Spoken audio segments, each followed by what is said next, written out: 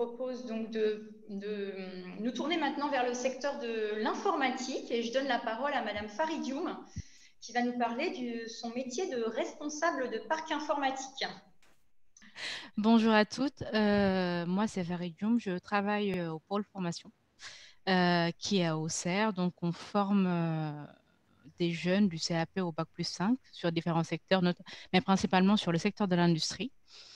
Et dans cette structure-là, je fais la gestion de parc informatique. Donc, ça consiste de manière générale, il y a plusieurs volets sur ce métier-là. Il y a de l'accompagnement aux utilisateurs, mais au quotidien, c'est plus la mise en place des postes, l'installation, la gestion des salles de formation et des outils qu'utilisent nos collaborateurs, nos apprenants, donc en public plutôt diversifié. Et puis après, il nous arrive aussi de travailler avec des externes, donc soit des intervenants ou d'autres personnes qui sont amenées à travailler avec cette structure. Donc, au quotidien, ce que je fais, c'est j'accompagne les utilisateurs pour la prise en main des différents outils. Donc, ça peut être de la bureautique de base jusqu'à des outils de conception. L'installation de ces outils-là, de les faire valider par les utilisateurs qui sont en face de ça. Il y a une partie déploiement, donc la machine quand on la sort du paquet jusqu'à ce qu'elle se trouve entre les mains de son utilisateur final. Il y a la gestion des accès aussi bien pour nos collaborateurs que pour les apprenants qui arrivent chez nous. Donc, ça va passer à l'accès dans les salles de formation, au réseau Wi-Fi, entre autres. Il y a du dépannage, donc il y a beaucoup de techniques, mais aussi il y a également beaucoup de relationnel. Alors, au quotidien, je travaille plutôt en équipe. Donc, on n'est pas une grosse équipe. Dans mon service, on est 4. Donc, il y a mon collègue qui est plutôt chargé de l'infrastructure, donc c'est lui qui est le cran au-dessus. Mais il y a une certaine redondance quand même. Et au quotidien, donc, je travaille aussi principalement avec, en alternant, qui, euh, qui suit une formation en informatique. Qu'est-ce qui m'a amené à choisir ce métier? Donc, il y avait déjà la passion des nouvelles technologies parce que plus on avancera dans le temps, plus on sera relié à l'informatique d'une manière ou d'une autre. Et puis aussi, je voulais savoir comment ça fonctionne derrière. J'ai toujours été curieuse de nature. Donc, pourquoi quand j'appuie sur cette touche-là, ça me fait ça et pas ça? À la base, c'était ça. Après, il y a les études où, à force de creuser, ça s'est imposé un peu comme une évidence. Le parcours de formation que j'ai eu, je suis issue d'un bac scientifique de base.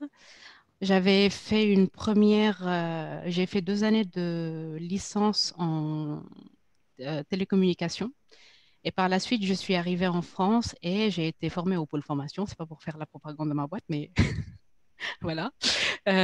Donc, j'ai fait ici une licence pro en alternance. L'alternance dans ce métier-là est un vrai bonus parce que ça nous permet, comme le disait l'intervenante précédente, si on a fait l'option d'un bac pro ou d'un BTS pro ou d'une licence en alternance, on ne ressort pas juste avec le diplôme, on ressort aussi avec 1 année, 2, 3 d'expérience de terrain parce que la théorie sur les métiers techniques, ça permet de savoir où chercher quand on a un réel blocage, mais la pratique apporte un vrai bonus. Ça nous permet de nous dépêtrer de certaines situations quand même. On n'arrive pas dans le monde de l'entreprise un peu, un peu démuni de pratique, si je peux dire ça comme ça. Alors, qu'est-ce que je pourrais vous dire d'autre? Les qualités qui sont requises pour ce métier-là. Ce que j'apprécie déjà sur ce métier-là, c'est qu'il y a certes le côté informatique où on voit de la technique, on voit des outils innovants au quotidien dans différents secteurs, mais aussi de par la structure où je suis, ça me permet d'avoir une fenêtre à peu près sur ce que fait toutes les personnes qui travaillent dans mon entreprise. Je sais que telle personne, pour pouvoir travailler confortablement, il a besoin de tels outils, de telles performances, de telles ressources. Et en discutant avec cette personne-là pour pouvoir l'amener à travailler dans des conditions assez aisées, ça me permet de comprendre aussi son métier et donc de mieux pouvoir l'aider dans ses tâches.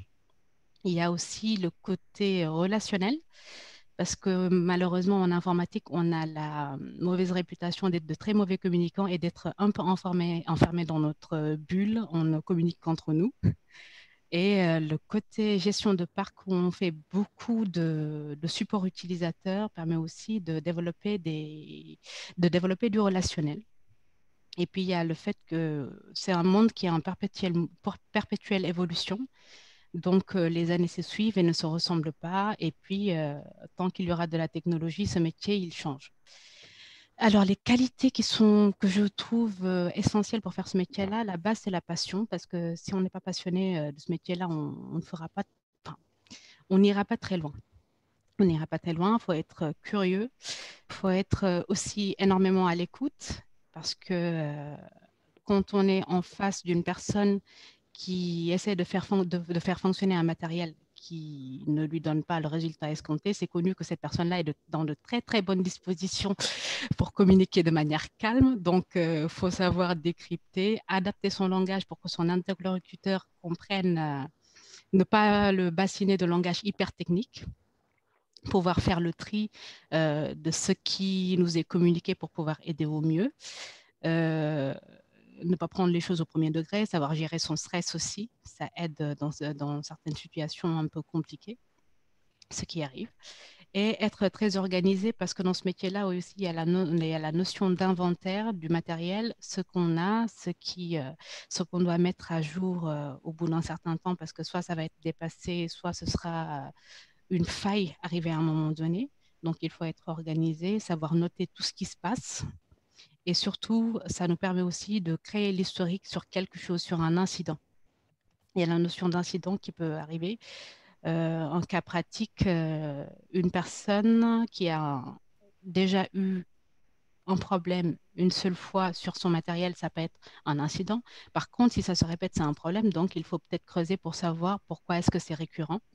Donc, il y a de cela. Et puis, si on reçoit du matériel en grande quantité, bah, savoir les inventorier pour savoir cette machine-là, c'est quoi son histoire de vie. Donc, le matériel, on le gère aussi dans ce métier-là, du déballage de carton, mais on gère son cycle de vie jusqu'au moment où il va être archivé. Donc, soit il est hors d'usage, soit il est complètement dépassé. Je pense que je vous ai dit, je vous ai un peu brossé le portrait de mon métier. Donc, si vous avez des questions. Moi, j'en aurais une. On voit que dans la plupart des secteurs qui sont traditionnellement masculins, il y a de plus en plus de femmes. L'informatique, à contrario, c'est un des domaines où malheureusement il y a de moins en moins de femmes. Et comment ça peut s'expliquer que cette désaffection des femmes pour ce secteur qui pourtant est un secteur d'avenir, où il y a plein de métiers différents et comme vous l'avez dit, il y a beaucoup de stéréotypes autour de ce métier, comme quoi ce n'est pas des métiers de communication alors que c'est complètement faux, vous l'avez bien précisé. Est-ce que vous avez compris pourquoi les femmes ne vont pas trop vers ces métiers-là? Après, je pense qu'il y a une certaine, il y a un manque de communication qui est fait par rapport à ces métiers-là, qui fait que ce n'est pas forcément attractif pour les femmes. Et sur certains postes, certains vont être vite découragés en leur disant, bah, tu te rends compte, enfin, tu peux être appelé à n'importe quelle heure si tu occupes certains postes, et puis finalement, tu n'auras pas de vie de famille. Mais bon, la vie de la femme ne se limite pas à la vie de famille, malheureusement, et fort heureusement même, je dirais. Euh, donc, c'est juste une méconnaissance du métier. Après, c'est un métier qui a tendance à se féminiser avec les années, et espérons que ça aille de mieux. Et il faut savoir que le terme informatique, c'est un terme générique qui veut dire plein de choses. Parce que moi, enfin, quand je suis arrivée dans le domaine de l'informatique, je voyais tout de suite pièces d'une machine démontée, remontée.